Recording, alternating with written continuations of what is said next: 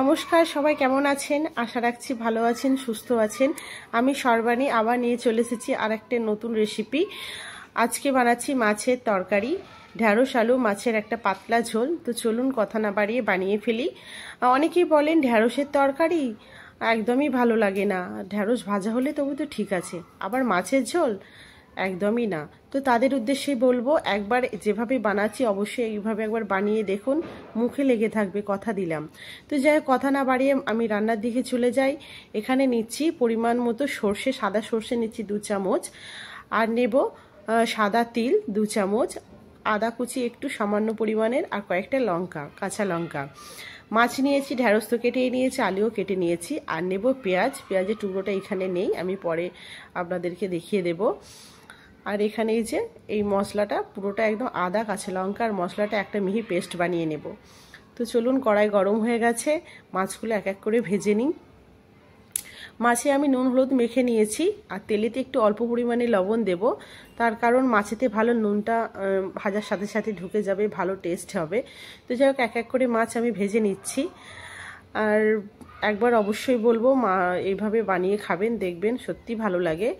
আর এটা বাড়ির জন্য রেডি করছিলাম, তো ভাবলাম আপনাদের সাথে একটু শেয়ার করি। তো আমার মাছ ভাজা হয়ে গেছে। আমি যে মশলাটা মিহি একটা পেস্ট বানিয়েছিলাম, তার সাথে পেঁয়াজটা অ্যাড করে দিয়েছি। পেঁয়াজ এখানে কুচি দিলে হবে না, এটাকে মিহিটা পেঁয়াজটা বেটে নিতে হবে, যদি বেটে নেন তো খুবই ভালো। তো যাই হোক, আমি তো মশলাটাকে পেস্ট করে নিয়েছি একসাথেই। কালো জিরে ফোড়ন দিয়ে আলু কড়াইয়ে তুলে দিলাম, দিয়ে পরিমাণ মতো লবণ দিচ্ছি, হলুদ গুঁড়ো দিয়ে আবার ভালো করে ভেজে নেব। এখানে আমি ঢ্যাঁড়সটা আগে থেকে ভেজে রাখিনি, কারণ এখন নতুন ঢ্যাঁড়স খুবই নরম, তো ভাজতে লাগে না, কারণ তরকারিতে তাহলে একই দামই গলে যাবে। আর আমার আগে থেকে ঢ্যাঁড়স ঠিক ভালো লাগে না ভেজে রাখতে। তো যাই হোক, আমি আলুটা ভালো করে আগে কষে নিয়েছি, একটু নরম হয়ে গেছে আলু, তারপরে ঢ্যাঁড়সটা তুলে দিলাম, দিয়ে এটা আবারও ভালো করে ঢ্যাঁড়স আলু একসাথে কষে নেব। আপনারা ঠিক এভাবেই করতে থাকুন। এই যে মিহি পেস্ট হয়ে গেছে, সেইভাবেই আমি আবার কড়াইতে দিয়ে মশলার সঙ্গে ভালো করে কষে নিচ্ছি। আর গরমের সময় এই ঢ্যাঁড়সের তরকারি অপূর্ব লাগে খেতে, আর বিশেষ করে শরীরকে ঠান্ডা রাখে, একটা হেলদি রান্না। তো যাই হোক, সেটাই চেষ্টা করছি। আর পরিমাণ মতো গরম জল আমি দিয়ে দিলাম, মশলা কষা হয়ে গেছে, এবারে আমি ফুটতে দেব। এইভাবে রান্না করলে খেতে ভালো লাগে, সবাই বাচ্চা বড় সবাই একসাথে খেয়ে নিতে পারে।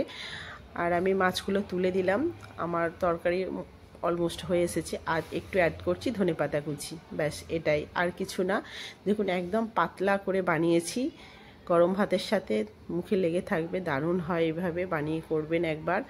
আর অনেকে বলেন সর্ষে তেতো হয়ে যায়, এখানে পরিমাণ মতো সর্ষে নিতে হবে, নিলে কোনোভাবেই তেতো হবে না, অথচ তরকারি খেতে ভালো লাগবে। তো চলুন, আমার রান্না একবার লুকটা এখানে দেখিয়ে দিচ্ছি।